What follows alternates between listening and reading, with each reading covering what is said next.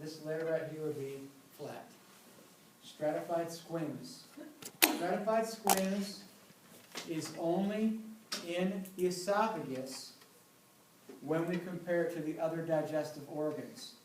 In other words, the stomach does not have stratified squamous, neither do the intestines.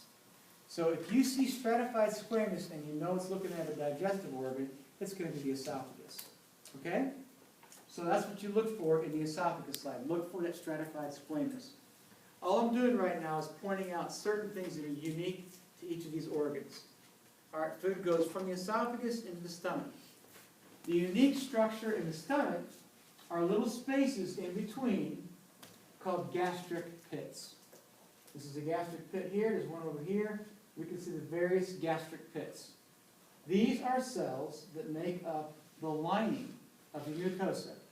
And if we were able to see very closely, we'd see these are simple columnar. But the little spaces in between are called gastric pits.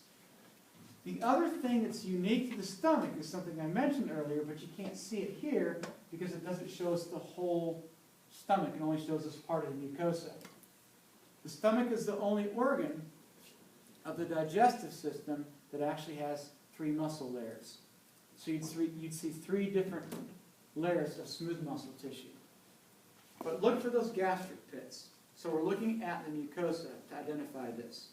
We're also going to look at the mucosa for both the intestines, small and large. These structures right here, these finger-like projections, are called villi. We'll spend some time talking about the villi on Wednesday. But those finger-like projections are villi.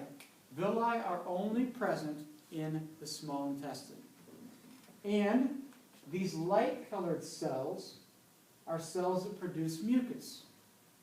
If you look over at the large intestine, you can see that there are more of those cells. And it's kind of hard to see it in this view here on the right-hand side, but when you get the large intestine slide in focus, you will be able to tell that it doesn't have villi, and you'll see tons and tons of these mucus-secreting cells. That's how I identify the large intestine. Now, on the slide, another name for large intestine is the colon, so it just says colon. Okay? There are a few other organs that are accessory organs. This shows us the mucosa of the gallbladder. And the gallbladder is also lined by, I know it's kind of choppy, but some of your slides will actually look like this. This is all lined by simple columnar. So if we were actually to see these cells in here better, we'd see they're shaped like that and they go around. That's the lining of the gallbladder. Now we can't see it real well. Actually, we see some of this is smooth muscle right here of the gallbladder, because the gallbladder, during the right time of digestion, squeezes to push the bile down to the small intestine. Okay?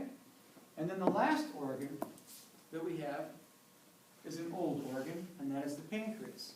You guys will identify the pancreas because you're going to see pancreatic islets, and all those other cells around it are the cells that make the digestive enzymes, and that's why we're talking about the pancreas here. It's one of those accessory organs. All right? So we have these various structures to look at. The order